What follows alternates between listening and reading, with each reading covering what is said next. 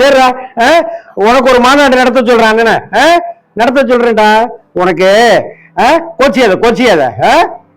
கோச்சியாதரா அண்ணன்ட்ட, சீமான் அண்ணன்ட்ட சொல்லி உனக்கு மாநாடு நடத்த சொல்லலாம். கோச்சிக்காத ஏறி விளையாடு. வணக்கங்க. பெரிய தொந்தரவா போச்சு இந்த சீமான் அண்ணன் செஞ்ச வேலையினால. ஆமா, படாத பாடுபட்டு இருக்கேன். எங்க வீட்டுல வேலுன்னு ஒரு நாய்க்குட்டி இருக்காங்க. படாத பாடுபடுத்தி என்னைய பிடிச்சி திட்டுறான். என்னைய சீமானன்ட்ட என்னைய கூட்டிட்டு போ அப்படிங்கிறான் அவன். என்ன சீமானனை வந்து ஆட்டுக்கு மாநாடு நடத்துறாங்க, மாட்டுக்கு மாநாடு நடத்துறாங்க, எங்களுக்கெல்லாம் இந்த நாய்களுக்கெல்லாம் ஒரு மாநாடு நடத்த மாட்டாங்களா அண்ணன் அப்படின்னு அழுகுறான் அவன். மதியானம் சாப்பிடாம இருக்கான் அவன். அண்ணே சீமானண்ணே வணக்கம்ண்ணே. இந்த வீடியோ உங்களுக்கு தானே.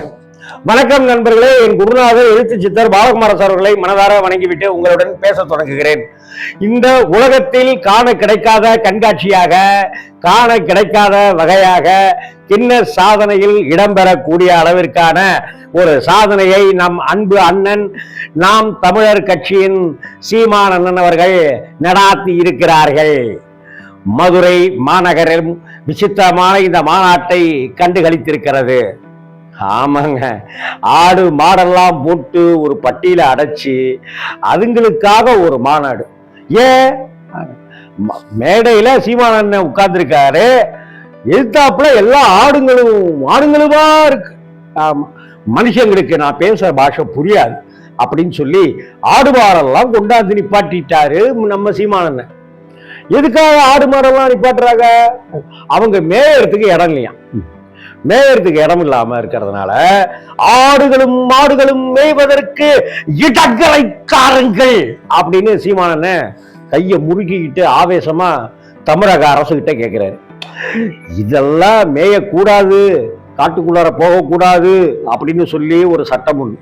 காட்டுக்குள்ளார இருந்து வெளியில வரக்கூடாது விலங்குகள்னா அதுக்கு ஒரு பாதுகாக்கிறதுக்கு ஒரு சட்டம் இருக்கு. இந்த வீட்டுல இருக்கிற விலங்குகள் எல்லாம், ஆடு மாடுகள்லாம் வந்து காட்டுக்குள்ளார போயிடக்கூடாதுன்னு அதுக்கு ஒரு சட்டம் இருக்கு. இதையெல்லாம் எதிர்த்து அப்படின்லாம் சட்டம் போட்டதே இவங்க கட்சியில இருக்கிற ஒருத்தர் தான்.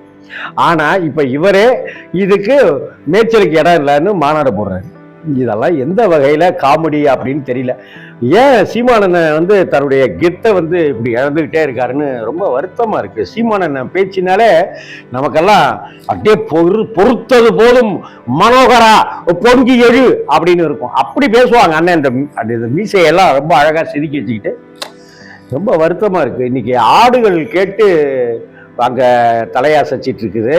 மாடுகள் மா மா அப்படின்னு சொல்லி கேட்டுக்கிட்டு சீமானுடைய பேச்சை கேட்டுட்டு இருக்கக்கூடிய ஒரு துர்பாக்கியமான அரசியலை, இங்க ஒரு அவலமான அரசியலை தமிழ்நாடு இங்க சந்திச்சிட்டு இருக்கு. ஆடு மாடுகளுக்காக ஒரு மாநாடு, அதாவது ஆடு மாடுகளுக்காக மாநாடு நடத்துறதா இருந்தா ஆடு வளர்ப்பவர்களையும் மாடு வளர்ப்பவர்களையும் கூட்டிட்டு வச்சு நடத்துங்க ஏங்க அப்படின்னு சொல்லிட்டு அவங்களுக்கு அட்வைஸ் பண்ணுங்க. வயலும் வாழ்வும் இந்த நிகழ்ச்சியை உங்களுக்கு வழங்குகிறோம் அப்படின்னு ஆல் இண்டியா ரேடியோல வயலும் வாழ்வும் நிகழ்ச்சி தூர்தர்ஷன் டிவிலலாம் வந்துச்சு. மனிதர்களே கவனியுங்கள் அப்படின்னு ரேடியோல 6:30க்கோ 6:45 செய்திகள் வர்றதுக்கு முன்னாடி மனிதர்கள் அதாவது மாடே பேசி சொல்ற மாதிரியான செய்திகள் வந்து எல்லாம் வந்துச்சு அந்த காலத்துல. அதெல்லாம் ஞாபகத்துக்கு வந்துருச்சு. இன்னைக்கு நாம் தமிழர் கட்சி அப்படிங்கிற பாஜகவினுடைய பி டீம். நீ பெரியார திட்டுவேன், நானு திட்டாம இருந்தேன், இப்ப நீங்க திட்ட சொல்றீங்களா? திட்டுறேன். வேற யாரும் திட்டணும்? அவங்கள திட்டுறேன். இப்ப என்ன செய்யணும்? ஆடுங்களையும் மாடுங்களையும் வச்சு ஒரு மாநாடு நடத்தணும். ஏன் கோனார் ஓட்டெல்லாம் விடணும்ல, யாதவர்களுடைய ஓட்டெல்லாம் விழணும்ல நமக்கு. அப்ப சரி அப்படின்னு சொல்லி அந்த மாட்டையெல்லாம் மந்தையா பிடிச்சி விருதுநகர்ல இருந்தும் அங்கே இருந்தும் கொண்டு வந்து அந்த மாடு பாதுகாக்கிறதுக்கு, திருடங்க எதுவும் வந்துடாம இருக்கிறதுக்காக அதுக்கு ஒரு நாயையும் கூட்டிட்டு வந்த விவசாய பெருங்குடி மக்களை எல்லாம் இந்த தேசம் அன்னைக்கு பார்த்துச்சு அந்த நிகழ்ச்சியில். இந்த ஆடு வளர்க்கறதுக்கும் மாடு வளர்க்கறதுக்கும் ஏதாவது கொடுங்க. ஆடு திங்கிறதுக்கு ஏதாவது கொடுங்க, இல்லை பீட்சா கிட்ஸா ஏதாவது கொடுங்க, இல்லை புல்லு கொடுங்க, ஏதாவது கொடுங்க. நவீனமா அது ஒரு ட்ரெண்டிங் ஆயிடும். அது மாட்டுக்கு இப்படி ஒண்ணு கொடுத்தாரியா அப்படின்னு, எப்படி மயிலுக்கு போர்வை தந்தான், முல்லைக்கு தேர் கொடுத்தான் அப்படிங்கிற மாதிரி இந்த ஆடுகளுக்கு பீட்சாவை கொடுத்தான், மாட்டுக்கு பர்கர் கொடுத்தான் அப்படின்னு சீமானுடைய பேரு சரித்திரத்துல பதிவாகட்டும். ஏங்க, மேடையில நீங்க நிக்கிறீங்க, அத்தனை ஆடுகளையும், இது மிருகவதை சட்டத்திலலாம் இது இடம்பெறாதா? அந்த ஒவ்வொரு ஊர்ல இருந்து இந்த மாட்டை எப்படி பத்தியாந்தீங்க, கூட்டியாந்தீங்க? என்னங்க கேவலமா இருக்கு தமிழ்நாடு. இப்படி ஒரு கேவலமான அரசியலெல்லாம் சந்திச்சதே கிடையாதுங்க. நம்ம ஆட்டை கூட்டிட்டு வருவாங்களாம், மாட்டை கூட்டிட்டு வருவாங்களாம். ஏங்க, ஆட்டுக்கார ஆளுமையில படத்துல ஒரே ஒரு ஆடு நடிச்சது. அந்த ஆடு அவ்வளவு கலாட்டா பண்ணி பிரமாதப்படுத்தி கைத்தட்டெல்லாம் வாங்க வச்சது. ஆட்டுக்கு ரஜினிகாந்த் நடந்து வரும்போது, கமலஹாசன் நடந்து வரும்போது, விஜய் நடந்து வரும்போது ஒரு பிஜிஎம் போடுவாங்க. சங்கர் கணேஷ் ஆட்டுக்காகவே போட்ட பிஜிஎம் என்ன ஹிட் அடிச்சுது. அந்த ஆட்டுக்கார அலமையில நடிச்ச அந்த ராமு அப்படிங்கிற அந்த ஆடு தமிழ்நாடு முழுக்க ஆட்டுக்கார ஆளுமையில ஓடின தியேட்டர்லாம் நிப்பாட்டினாங்க. அந்த ஊரெல்லாம் அப்படியே சுத்தி வந்துச்சு. ஆடு ஆடு பார்த்தாங்க. அப்படியே ஆடு மனிதர்களானது, மனிதர்கள் மந்தையாகி போனார்கள் அப்படின்னு ஒரு கவிதை ஒண்ணு இருக்கு. மீராவுடைய கவிதைன்னு நினைக்கிறேன். கவிஞர் மீரா அவர்கள் அப்படி ஒரு கவிதை இருந்தாரு.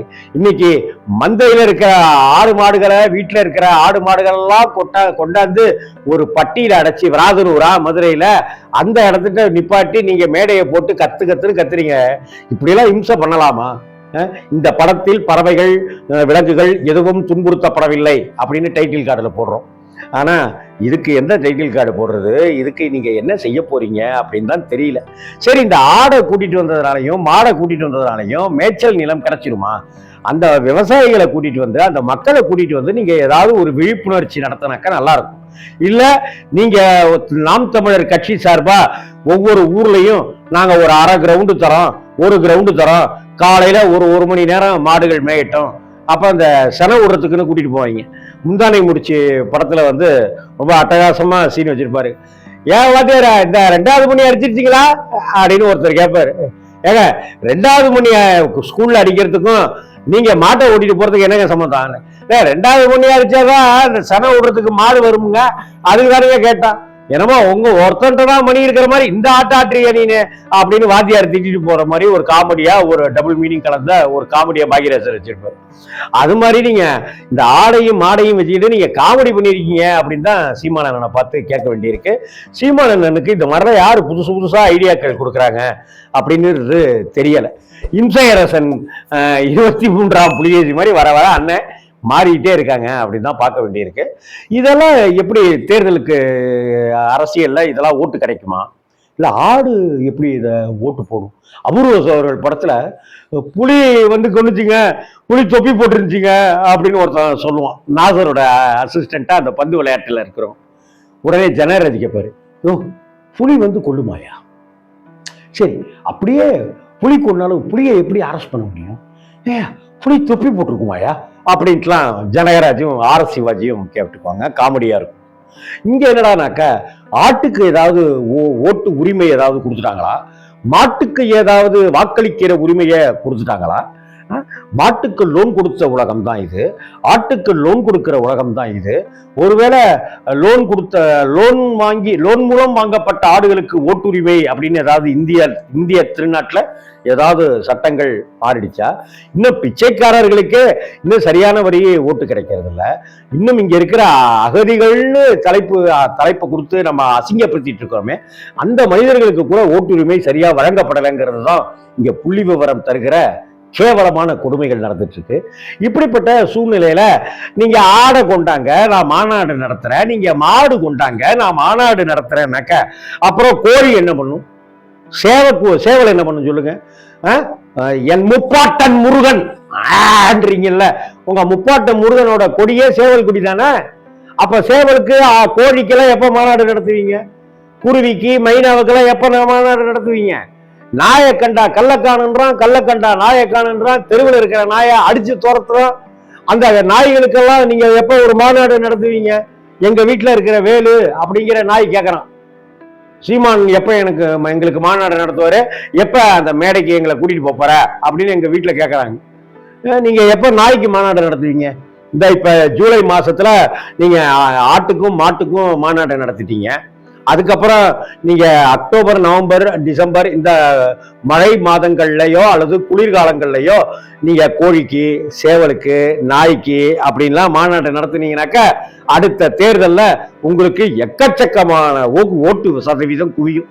இன்னும் சொல்ல போனா தாவேகா விஜய் அவர்களை விட 1% ஓட்டு கூட வாங்கணும்னு நீங்க ஆசைப்படுறீங்கல்ல, அது நிச்சயமா நடந்தே தீரும் சீமானண்ண. ஆமா, நீங்க தொடர்ந்து இது மாதிரி ஆட்டுக்கு, மாட்டுக்கு, மலைப்பாம்புக்கெல்லாம் நீங்க மாநாடு நடத்தாதீங்க. மலைமூலிக்கு மகாதேவன் மாதிரி ஆயிடும். அப்புறம் பாம்பு எல்லாம் விட்டுருங்க. என்ன வேற கொடிய விஷங்கள், தேளு அதெல்லாம் விட்டுருங்க. தேனீக்களை கூட விட்டுருங்க. தேனீக்கள்லாம் கொஞ்சம் அப்படி கல்லு பட்டாலே வந்து கொட்டுன்னு கொட்ட ஆரம்பிச்சிடும். அதனால அதெல்லாம் நான் செய்ய வேணும். நீங்க இந்த வீட்டில் என்ன வளர்ப்போங்க? சேவல் வளர்ப்போமா, கோழி வளர்ப்போம், குருவி, கிளி. அவன் வீட்டில் பள்ளிலாம் இருக்கும். ஆனால் நம்ம வளர்க்காமலே பள்ளிலாம் வரும். அதுக்காக பள்ளிலாம் வச்சுக்கிட்டு ஒரு மாநாடெல்லாம் நடத்திடாதீங்க. இந்த நாய்கள் இதுங்கெல்லாம் வச்சுக்கிட்டு இந்த உங்கள் வீட்டில் இருக்கிற வெளிநாட்டு ரக நாய்கள் உட்பட இங்கே இருக்கிற லோக்கல் நம்ம தமிழ்நாட்டு நாய்கள், தெருவோர நாய்கள், இதுக்கெல்லாம் நீங்கள் ஒரு மாநாடு நடத்தணும்னு சீமானண்ணனை நான் வேண்டி விரும்பி கேட்டுக்கிறேன். எங்க வீட்டு வேடு அழுதுகிட்டே இருக்கு, சாப்பிடவே மாட்டேங்குது. சீமானண்ணன் கிட்ட இதை கூட்டிட்டு போடியா மாட்டியா? அப்பத்தான் நான் பிக்கி சாப்பிடுவேன், அப்பத்தான் நான் பெரிகிரி சாப்பிடுவேன், அப்பத்தான் நான் தயிர் சாதம் சாப்பிடுவேன், அப்பத்தான் நான் பருப்பு சாதம் சாப்பிடுவேன். சீமானண்ணன் எங்களுக்காக, நாய்களுக்காக மாநாடு போடும் வரை நாங்கள் சாகும் வரை உண்ணாவிரதம் இருப்போம்னு எங்க வீட்டு நாய், எதிர்த்தாப்புல இருக்கிற அந்த மீசக்கார அண்ணாச்சி வீட்டு நாயின்னு எல்லா நாயும் இப்படி போராட்டம் நடத்துது. என்னன்னு சீக்கிரம் ஆடு மாடுக்கு நடத்துனது போல ஒரு நாய்களுக்கும் ஒரு மாநாடு நடத்துங்க. புண்ணியமா போட்டோம், இன்னும் ஒரு 4-10 ஓட்டு கிடைக்கட்டுமே உங்களுக்கு. அண்ணே சீமானண்ணே, அண்ணே செய்யுங்கண்ணே, இந்த மாநாடு நாய்களுக்கும் நடத்துங்கண்ணே. வணக்கம்ண்ணே.